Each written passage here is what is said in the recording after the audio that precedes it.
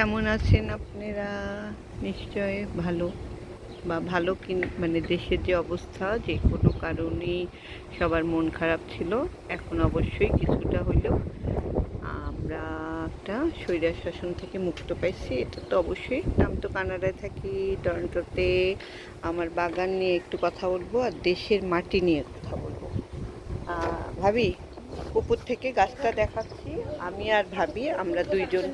হ্যাঁ, আর কিছু বলবেন না। তারপর যে কথাটা বলতেছি, যে আপনার সঙ্গে যে এই শুনেন, আমাদের দেশের মাটি আর এখানের পার্থক্যটার জন্যই কিন্তু আজকে ভিডিও করতেছি।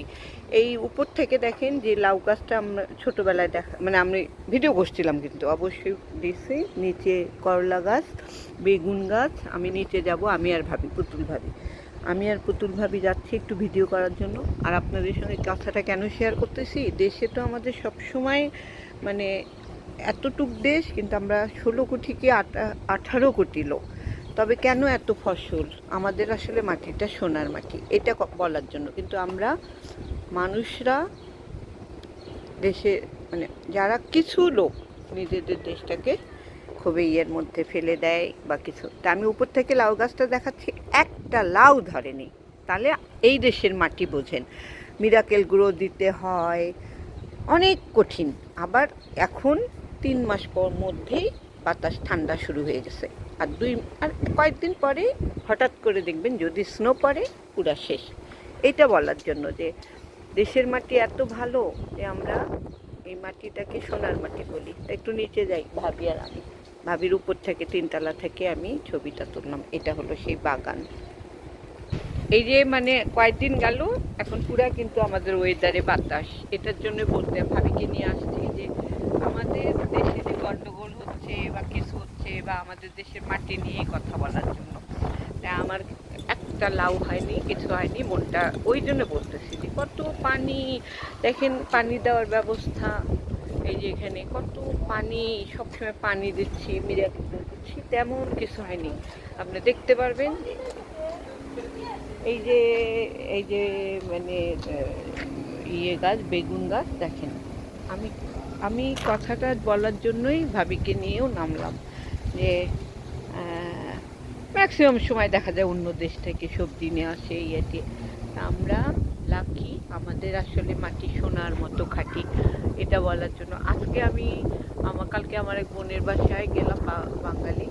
ওর লাউ হয়েছে 3টা, তো আমাকে অর্ধেক লাউ দিল, সেই লাউ রান্না করছি। কালকে এই শাক নিয়ে গেছিলাম, শাক খুব যে মজা, মানে মানে মনটা খারাপটা করে বলতেছি যে অনেক কষ্ট করা হয় এখানে, বা খুব ইয়ে। কিন্তু আপনাকে মাটিতে মিরাকেল গ্রো দিতে হবে, সার দিতে হবে, তারপর হয়তো আমাদের দেশের মানুষকে, যেহেতু আমি গুড মুডে একটা ভিডিও ছাড়ি, যে আমাদের দেশের মানুষকে বলি, আমাদের কানাডা কিন্তু সেকেন্ড মানে বড় কান্ট্রি, অর্থাৎ মনে করেন রাশিয়া বড়, তারপরে কিন্তু কানাডা কত বড়, সেখানে অনলি 4.5 কোটির মতো লোক। আমরা সেখানে এই কটা লোকের জন্যই কিন্তু বাহির থেকে অনেক সময় সবজি টবজি নিয়ে আসতে হয়। আর বাংলাদেশে কিন্তু নিজেদের দেশেই হয়।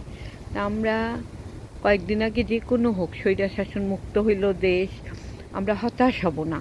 আমি আমার গুডমুড যখন তৈরি করছি, তখন আমি ভাবছি যে কেন গুডমুড করলাম। তা এখন মনে হয় না, কিছু তো কথা বলতে পারি। ভাবি টমেটো তুলছেন আজকে? না, ওই দোকানটি ইয়ে হয়ে গেছে, ভালো হয়েছে। আর দেখছেন নাই, দেখেন এই বজ্জাত বুড়ি, এটা দিন পরেই কিন্তু ঠান্ডা পড়ে যাবে। তাহলে আমরা কয়েকদিন কষ্ট করে এখানে, এই কথাটা সৌদির বলেন, মাটি কত উত্তপ্ত, সেখানে কত কষ্ট করে গাছ হয়।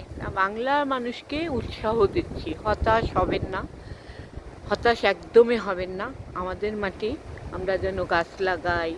এখানে দেখেন কাল একটা, এই 3টা করলা হয়েছিল, আমি একটা, ভাবি একটা।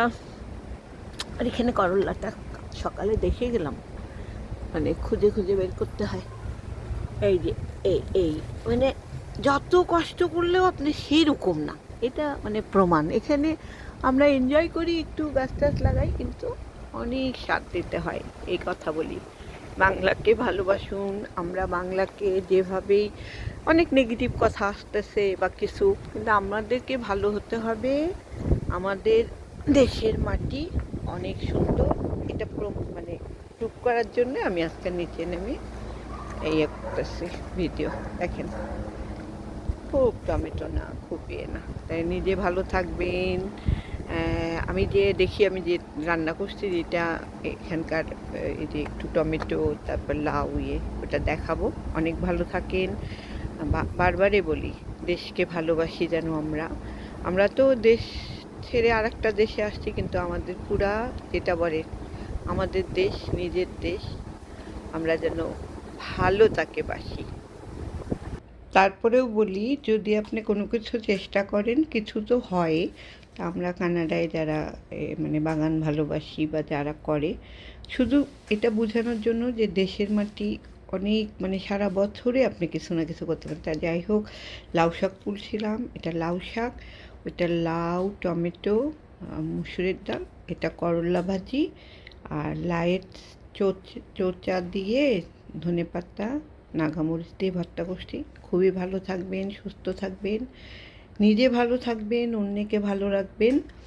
আমরা সবাই মিলে আমাদের দেশের জন্য অনেক দোয়া করি, যেন আমাদের দেশটা সোনার মতো খাঁটি হয়, সোনার মতো আমরা সব, মানে যে সোনার বাংলা, মানে আমরা ছোটোবেলা থেকে সোনার বাংলা শুনছি, শুধু বাংলাদেশ শুনিনি, কিন্তু সোনার বাংলাদেশ। তো এই কথাটা বলার জন্যই আমার গুড মুডে আমি এই আমার যা জীবনে যা দেখা, যা অভিজ্ঞতা, সেটাই শেয়ার করতে পারতেছি। বা এই জন্য আসলে আজকে আমি ভাবিকে বললাম, ভাবি চলেন একটু দেখেন আমরা যে এই মাটিটা, এই কয়েকদিনের মধ্যে কিন্তু বরফ পড়লে আপনার চোখের সামনে গাছগুলি শেষ হবে। তারপরে কিন্তু 6 মাস বরফের নিচে আমরা। তাই বুঝে নেন যে আমরা হতাশ হওয়ার, আমরা বাঙালি জাতি, আমরা যেন নিজেদেরকে খুব করে করতে পারি।